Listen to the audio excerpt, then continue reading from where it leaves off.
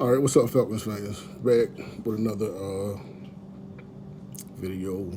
Really the first of its kind, but I just wanted to address all of the rumors circulating about who we're going to get at quarterback and just give my 2 cents real fast. So, see if you see in the background, I got the three guys that we've been mentioned with, and then, of course, there's always the chance of potentially moving up in the draft. So I'm going to start with Mr. Justin Fields. So already knew that coming into the offseason rather, that we would be tied to this young man strongly because he's from Georgia and, you know, it's always a thing of bring home the hometown kid.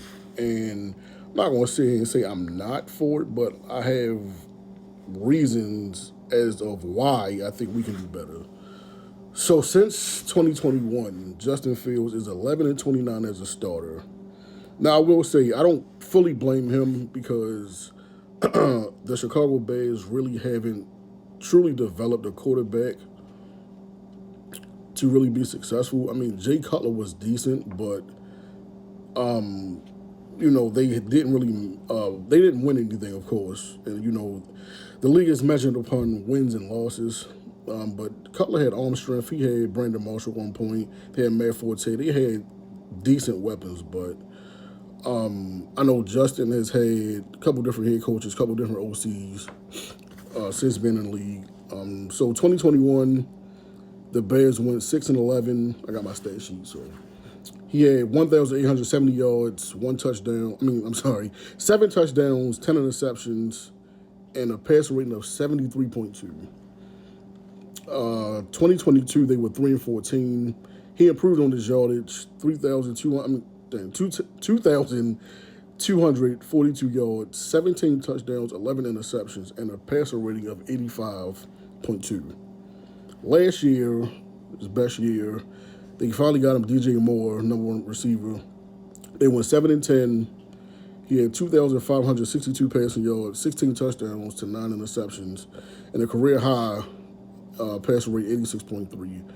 Career high passing yards also. So I think if you put Fields with us, he would have, of course, Bijan Robinson, Kyle Pitts, Drake London, and then assuming that we get it right in the draft and free agency, he could be at his best and have his potential maximized. However, we just had Desmond Ridder last year, and his biggest problem was making reads, throwing the ball efficiently, and not taking sacks.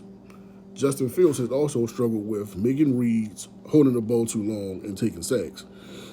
Now, I would definitely say that Justin is a better runner. He's a better athlete than Ridder, but if we're talking about a team that has struggled to throw the ball at the quarterback position, why in the world would he be the first option? And again, I'm not saying that Ridder's better. I'm not saying that they're the same. I'm not saying anything like that. I'm just simply asking a question. If we couldn't really throw the ball, and I mean, I think it did have a lot to do with Arthur Smith's system also. It wasn't really passer friendly. We were a run first team. Every season actually that we had Arthur Smith as head coach, but I'm just saying, it's just something to think about. It's like, why would we stay in the same realms of that type of quarterback again if we just had the same problem? However, I do believe that Raheem Morris and Zach Robinson could maximize Justin Fields' potential. Okay, next. Mr. Kirk Cousins over here.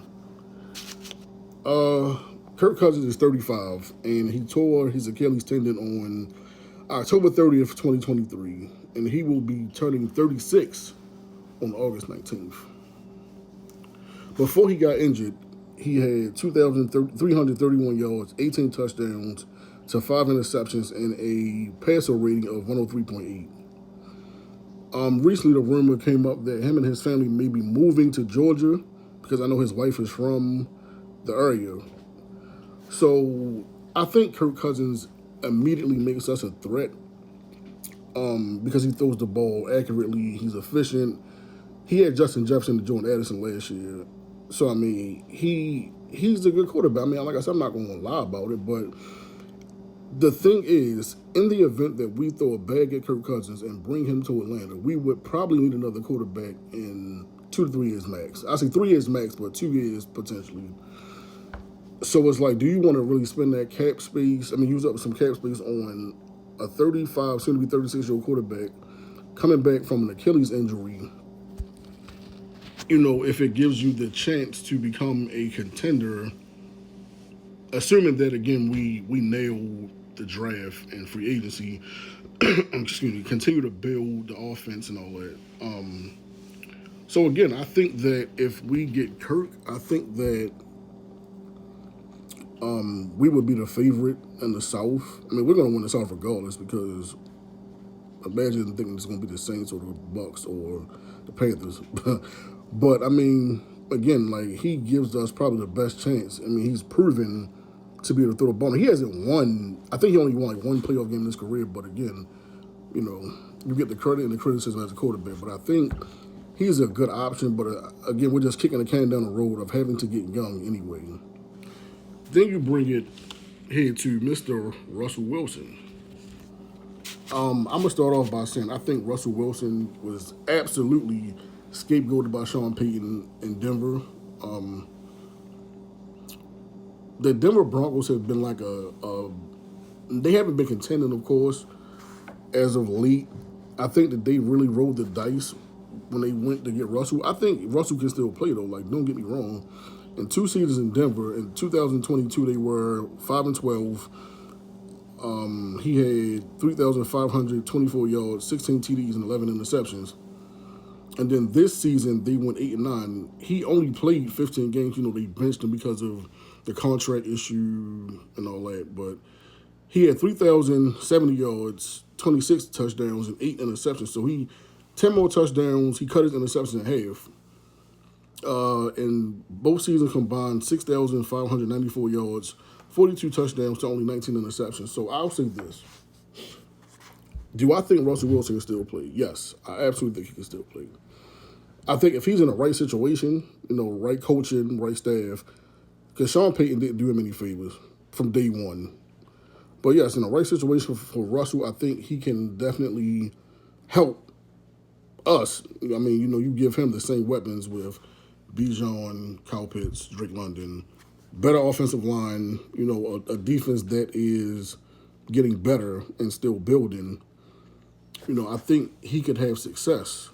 And then, because I know Denver has to pay his salary for the year, he's going to be just about damn near dirt cheap for whoever. So it's like why not take a chance on him, if his salary's going to be paid up. And then, of course, there is the NFL draft. Now, the issue I have with going the draft route is we're picking 8th.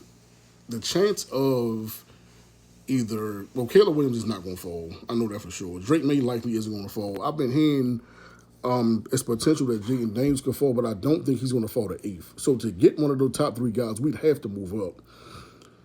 And I don't really want to move multiple years of draft picks, 1st and 2nd round picks, just to move up for a guy that I don't even know is going to pan out. I mean, of course, it's possible that they could, but it's a 50-50 chance.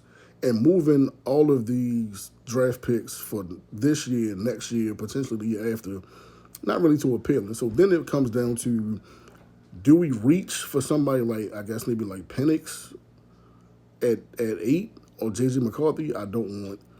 Or do we just, draft Dallas Turner at 8 and then trade back up, or just use our 2nd round pick for a quarterback? So ultimately, I think that if me right now, today, if I had to put him in order, I would probably go Cousins based off of being ready right now, Fields off of potential, and then Russell because of the cost, and then moving up last. But that's just my opinion. In the comments, give me your opinion on what you think we should do. What's the best route to go, the draft, or get one of these guys I just listed?